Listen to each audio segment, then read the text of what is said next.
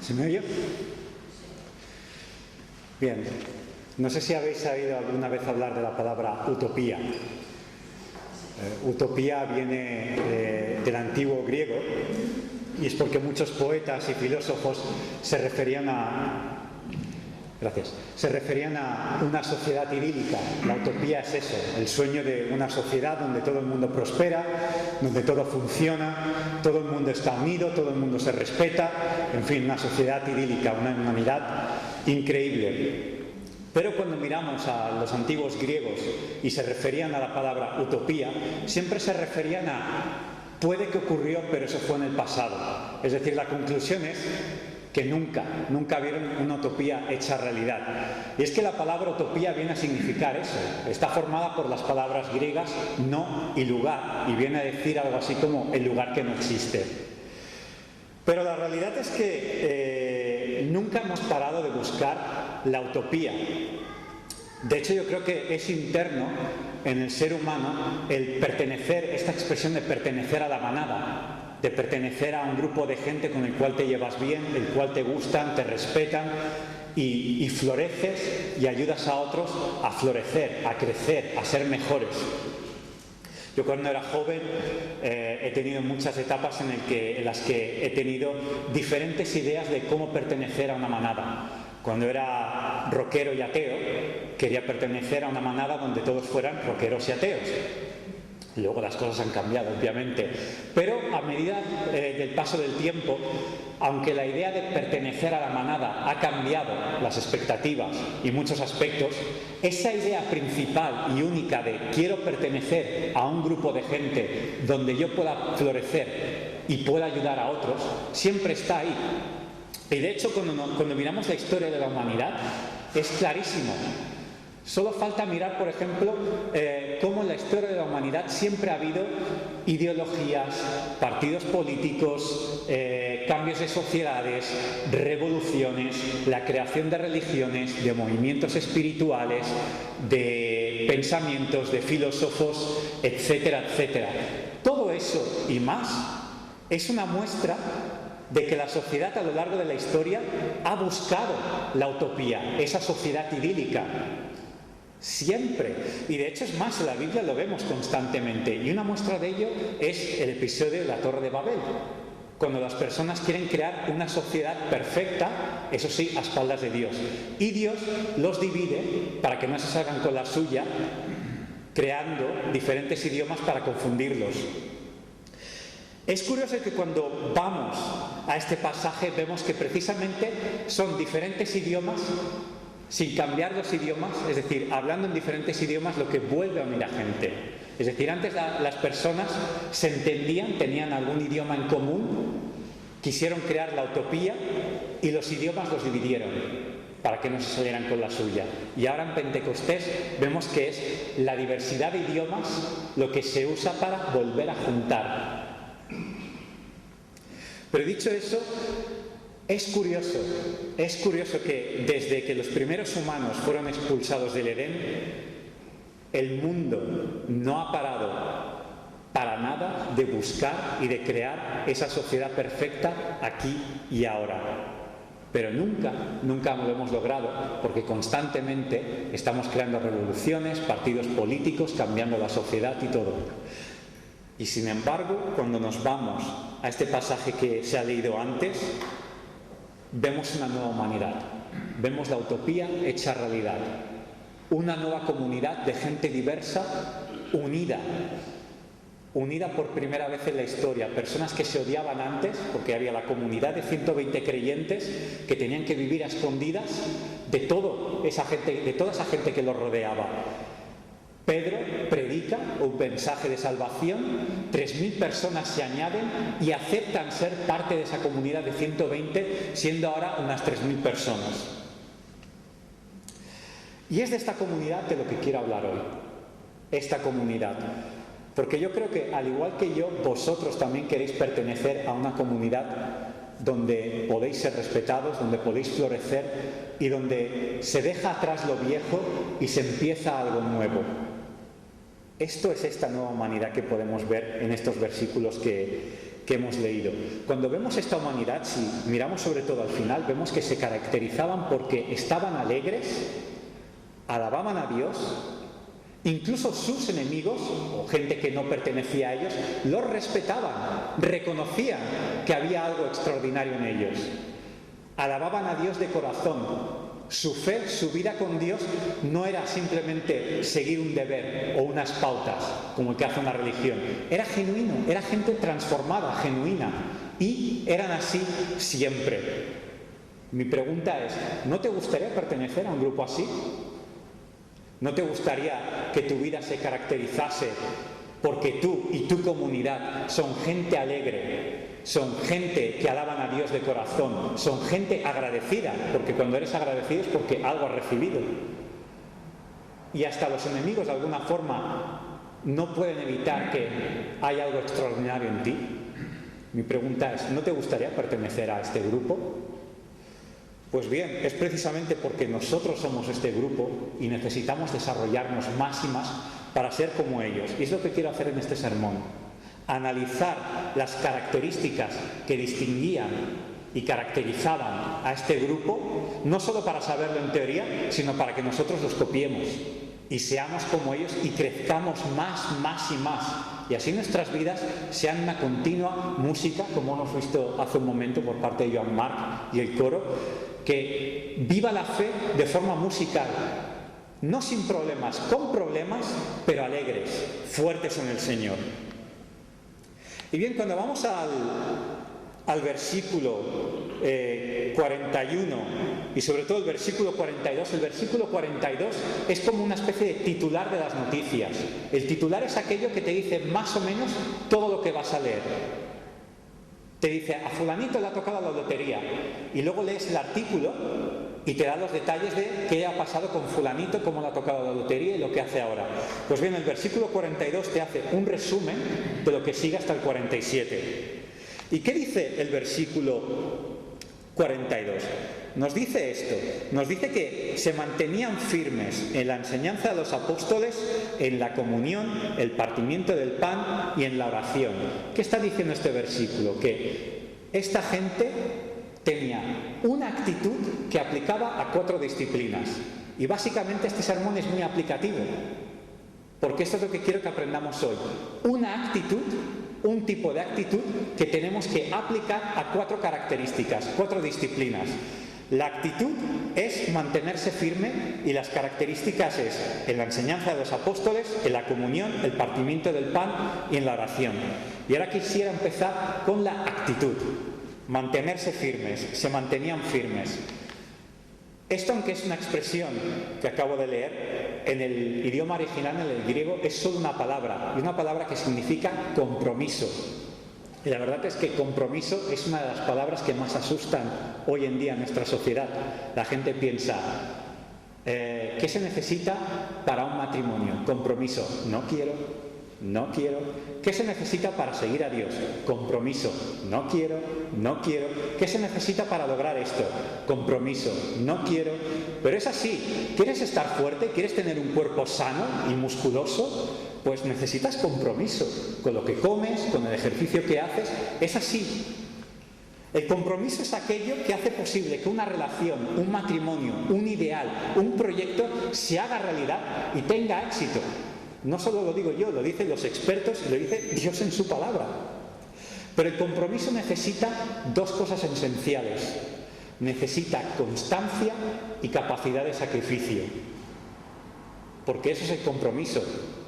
Constancia, ¿por qué? Porque el compromiso no es un día sí, un día no. El compromiso es siempre, cada día. Yo no puedo decir estoy casado, pero estoy casado solo los lunes, los miércoles y los viernes. No, yo estoy casado de lunes a domingo hasta el día que me muera. Y así nos comprometemos con todo. No elegimos cuándo comprometernos y no decimos ya no me comprometo porque ahora hay un bache o la cosa va difícil. La constancia es siempre. Y la capacidad de sacrificio es porque realmente si queremos que aquello con lo que nos hemos comprometido funcione, se necesita sacrificio, se necesita a veces renunciar a otra cosa para poder ir mejor en eso en lo que te has comprometido. Y sabéis, lo mismo pasa con la fe. La palabra fe está ligada a la palabra fidelidad. Fe, fieide, fidelidad, son más o menos palabras parecidas y que tienen una raíz común. Y nuestra fidelidad a Cristo es en respuesta a su fidelidad con el Padre y su fidelidad con nosotros. Y nosotros nos comprometemos con Él, somos constantes y somos sacrificiales con Jesús en respuesta a su fidelidad. Y somos comprometidos con Él y comprometidos con la humanidad. Eso viene cuando recibimos el amor vertical de Dios. No podemos sino que hacerlo horizontal, compartirlo con otros. Y la verdad es que os digo, en eso se resumen las 4 características que voy a definir ahora, que es en lo mismo en lo que se resume la ley y los profetas: el amor a Dios y el amor al prójimo. Y ahora quisiera ir a las 4 características. La primera de todos es la enseñanza de los apóstoles. Nos dicen los versículos, sobre todo cuando vamos al versículo 43, que a la gente, a todo el mundo, les sobrevino temor ante las muchas maravillas y señales que los apóstoles realizaban. Luego hemos leído que se mantenían firmes. Primero hemos leído que se mantenían firmes en la enseñanza de los apóstoles. Bien, voy a explicar qué es la enseñanza de los apóstoles y qué quiere decir que les sobrevino temor ante las muchas maravillas y señales que los apóstoles realizaban. Las señales se refieren a milagros y hay que entender cada cosa en su contexto. ¿Qué son los milagros? Los milagros siempre en la Biblia van asociados a alguien que predica un mensaje. ¿Para qué son los milagros? Para hacer un bien, pero sobre todo es un certificado que pone Dios al que predica un mensaje. Le certifica con milagros, para que la gente sepa que ese mensajero predica algo que viene de Dios. Os pongo un ejemplo. En los evangelios podemos leer que había un día un hombre con la mano paralizada en una sinagoga y Jesús le dice: tus pecados son perdonados. Los fariseos escandalizados: solo Dios puede perdonar pecados. ¿Qué hace Jesús?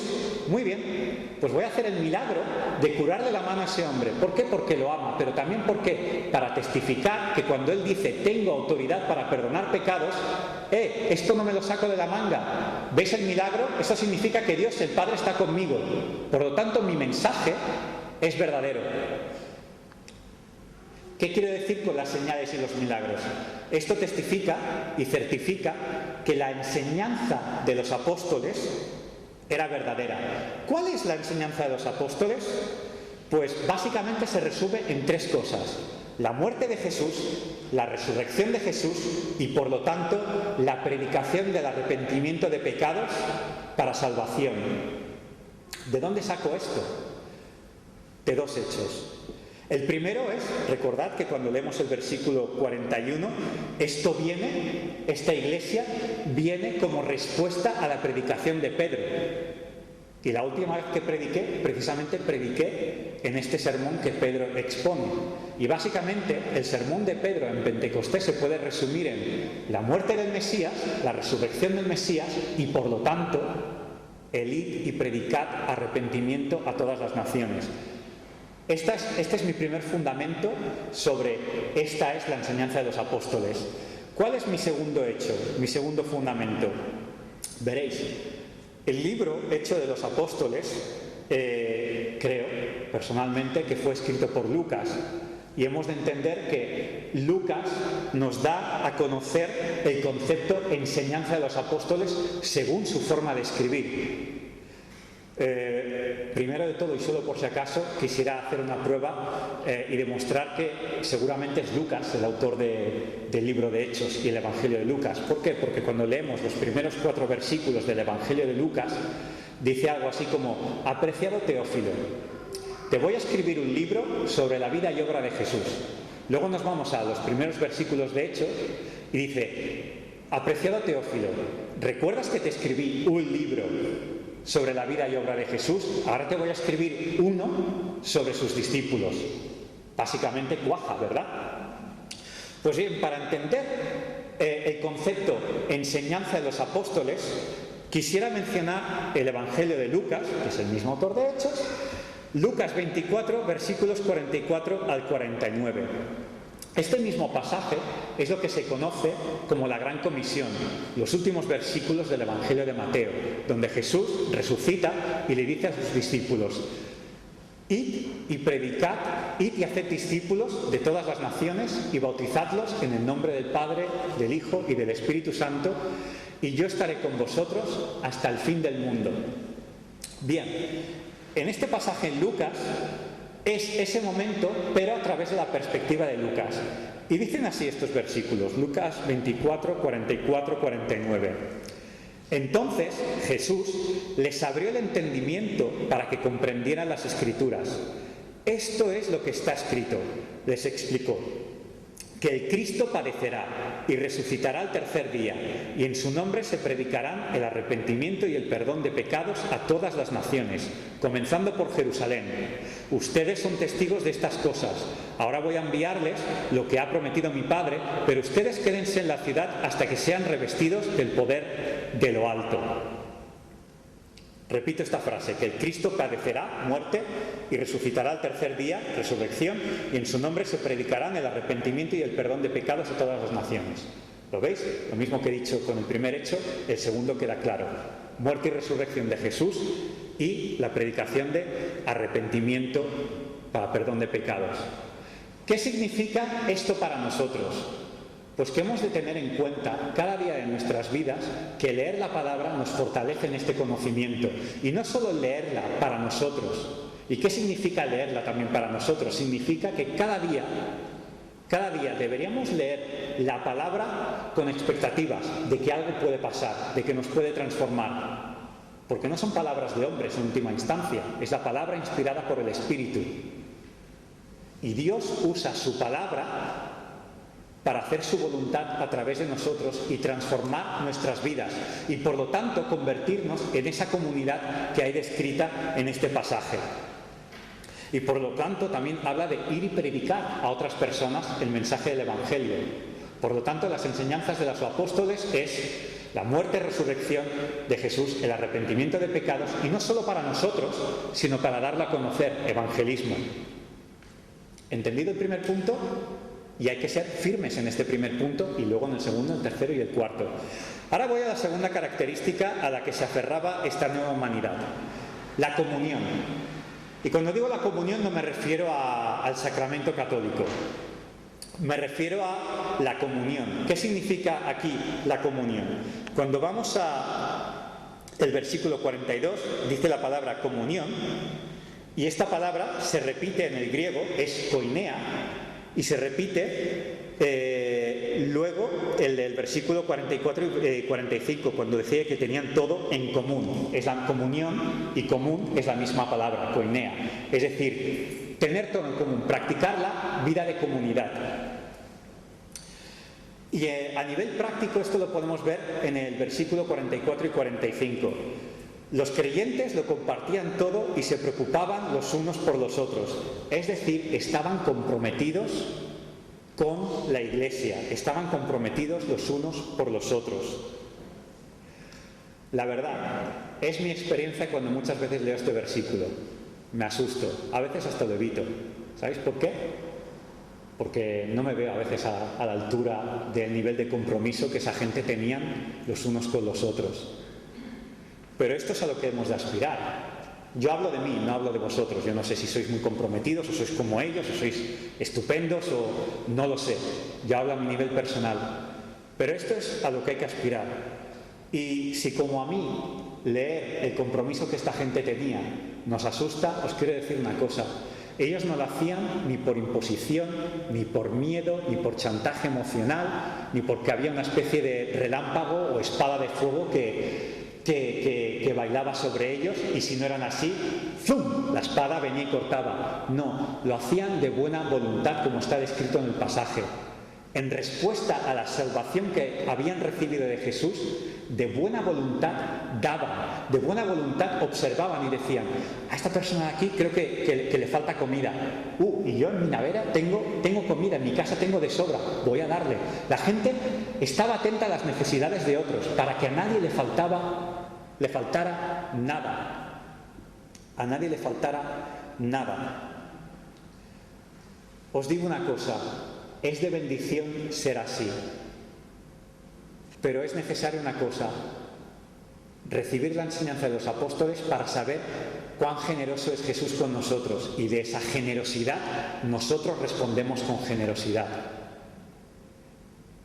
Y es de bendición y trae alegría el ser así. Las veces que no he sido rácano, he experimentado alegría en mi vida. La Biblia lo dice, y José Luis lo repite mucho, es mejor dar que recibir. ¿Y sabéis por qué? Por dos razones. Porque cuando das es porque tienes. Cuando tienes es porque has recibido. Es porque Dios ha sido bueno contigo. Y también porque experimentas la bendición de ser de bendición para otros, de ser útil para Dios. Si hay algo que entristece la vida de un ser humano, es una vida que no ha sido útil para otros. Pero si practicamos esto, el estar atentos a las necesidades de los otros, ser proactivos, mirar, observar, no solo ir andando por la vida como los caballos estos que solo tienen esta tela que les tapa los ojos y solo van hacia adelante sin observar los laterales, poco podremos ver. Pero si somos proactivos y vamos y giramos en 360 grados nuestra vida y observamos la gente alrededor y decimos, ¿cómo está este? ¿Está bien? ¿Le pasa algo? ¿Hay algo que podría hacer mejorar su vida? Si hacemos esto, seremos útiles y de bendición. Y la tercera característica es el partimiento del pan. Y no es la Santa Cena. Esto se refiere a un modismo arameo que hace referencia a comer juntos, a pasar tiempo de calidad juntos. El partimiento del pan viene a significar algo así como ven a mi casa a comer, básicamente. Y quiero deciros, qué importante es pasar tiempo de calidad juntos. Y hemos de reconocer que se necesita un esfuerzo extra para ello, porque la verdad, el tiempo que tenemos los domingos, en los cultos, no es suficiente.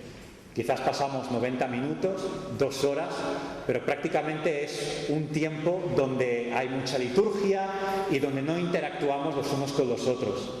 No podemos esperar muchísimo, puede pasar, simplemente esperar que los domingos resuelvan todas nuestras necesidades de pertenecer a una comunidad. Necesitamos un esfuerzo extra. Necesitamos cultivar una cultura de comunidad.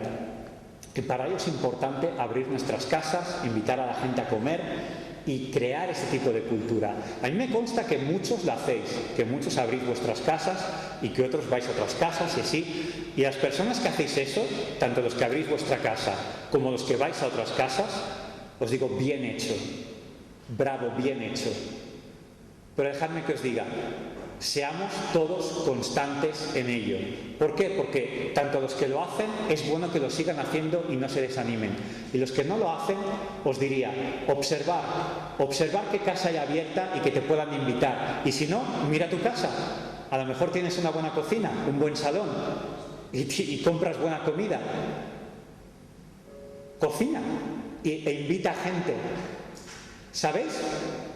Sobre todo en el Nuevo Testamento es muy claro que es a través de desayunos, comidas y cenas donde mucha gente es bendecida con la salvación, por ejemplo. Mirad el caso de Cornelio en el libro de Hechos. Él invita a su casa a Pedro le predica el mensaje y Cornelio y su casa son salvos. Lo invita a Pedro, tiene una comida juntos y la salvación llega a esa casa. Mirad la Santa Cena, qué importante fue. Y mirad, por ejemplo, cuando Jesús resucita, que tienen los discípulos un desayuno con él. Es uno de mis momentos favoritos en los evangelios. Ese desayuno, esa mañana con Jesús desayunando pan y pescado. Muchos recibieron la salvación y arrepentimiento cuando invitaron a Jesús a sus casas. Muchas de las mejores enseñanzas ocurren cuando Jesús es invitado a casa de alguien y hay una comida o una cena. Yo creo que deberíamos valorarlo. Alguien me dijo el viernes que uno de los mejores evangelistas es el café o el té que se pone cuando se invitan no creyentes. Pues Mirad, no es muy caro, pero todo el mundo puede tener acceso a una cafetera o una tetera e invitar a otros. Y no voy a decir que tiene poder, pero algo mágico sí que es. Y la última característica que quiero destacar es la oración. Y no me gustaría que nadie sobreentendiera o sobrevalorara, mejor dicho, sobreentendiera la importancia de la oración. Y quiero aprovechar este tiempo para deciros, os echamos de menos los jueves. Yo sé que muchos trabajáis y no podéis, y es normal, pero yo creo que si hay alguien que realmente pudiera hacerlo, pudiera venir los jueves y no viene, por favor, que las personas que puedan vengan. Os lo digo porque Dios es un Dios que se deleita y derrama especial bendición cuando su pueblo se reúne a orar por Él. Un ejemplo de ello es la famosa oración, el Padre Nuestro, que se ha cantado antes en Swahili. Pero entendemos el Padre Nuestro como algo plural. La oración no dice Padre mío que estás en los cielos, dice Padre Nuestro. Y no dice perdóname las ofensas, dice perdónanos las ofensas. Ni tampoco dice dame el pan nuestro, dame el pan mío de cada día. Dice danos el pan de cada día. Plural. Plural. Por supuesto que Dios escucha las oraciones individuales cuando estás solo en tu habitación. Te escucha. No mengua su poder para nada, pero Él ha decidido derramar especial bendición cuando 2 o 3 se reúnen o más en su santo nombre. Y sabéis, cuando oramos juntos, demostramos como comunidad el amor de Dios, porque le declaramos que le necesitamos. Y cuando lo hacemos en comunidad, mostramos también el amor al prójimo, porque nos hacemos vulnerables a nuestras necesidades y reconocemos que yo y tú y ellos tienen necesidades y vamos a interceder, vamos a hacer lo mejor que se puede cuando alguien está pasando problemas, que es orar por esa persona. Es la mejor forma de amar a alguien. Así que resumo, como diría también el versículo 46, que resume todo lo que acabo de decir hasta ahora. Firmes en la enseñanza de los apóstoles, en la comunión, en el partimiento del pan y en la oración. ¿Cuán firmes estaban esta gente? El versículo 46 lo dice. Cada día, día tras día, cada día se reunían en el templo y hacían el partimiento del pan. El templo parte de la relación con Dios. Partimiento del pan, la relación horizontal. Una forma de resumirlo. Compromiso. Lo aplicaban a esos 2 tipos de relaciones cada día. Cada día. Eso es compromiso. Y ahora me gustaría terminar el sermón, la prédica, con los beneficios que esto puede causar. Porque esta gente fue bendecida por Dios. ¿Y cómo fueron bendecidas? Con 4 cosas, como he dicho al principio del sermón. Alegría, generosidad, alabanza a Dios y buena reputación ante los no creyentes. ¿No anheláis eso? ¿No anheláis eso? Una alabanza a Dios de corazón, no solo por deber, sino de corazón. Una vida alegre, una vida generosa, porque te sale de corazón, no porque tienes miedo a desobedecer. Dios bendice así cuando uno es firme en las 4 disciplinas que acabo de decir. Y mirad, este pasaje nos enseña una cosa. Estas bendiciones no se buscan primero y el compromiso viene después. Y lo digo porque somos una sociedad hoy en día muy obsesionada con las emociones. Estamos adictos a ella y muchas veces queremos provocar que haya emociones porque creemos que una fe que no sea emocional nos asusta. Y es bueno tener emociones, es bueno tener una fe vibrante. Pero creo que la palabra y este pasaje en concreto nos está enseñando una cosa. No se busca las emociones primero, se busca el compromiso. Y las emociones vienen luego, por añadidura, como premio, como algo que viene natural después de esto. Quiero que es algo que se nos grabe en la cabeza. ¿Lo veis claro en el pasaje? Yo os lo digo, ¿lo veis claro en el pasaje? Como el compromiso va primero y luego en respuesta se ve al final cómo eran alegres, cómo eran generosos, pero era porque practicaban el compromiso en las 4 disciplinas que he dicho. No es difícil ser emocional y provocarnos emociones cuando realmente, si yo pudiera ser más feliz ahora y tuviera un botón en mi corazón, yo lo activaría, pero no lo podemos dominar. En cambio, sí que podemos ser comprometidos. Sí que podemos ser comprometidos y de ahí saldrán ese fruto con el que Dios bendice a su iglesia. Quizás hoy seamos muy escépticos a la idea de que una nueva humanidad así, que florece, pueda existir. Qué triste, ¿no? Que la propia Iglesia sea escéptica de que la propia Iglesia pueda llegar así. Pero ocurre. Ironías de la vida. En este pasaje, los no creyentes les reconocieron ser genuinos. Los no creyentes reconocieron que esta gente, la iglesia primitiva, era auténtica, era la nueva humanidad, la comunidad mesiánica verdadera. Si somos comprometidos en estas 4 disciplinas que os he dicho, seremos especiales y reconocidos incluso por los no creyentes. Amén.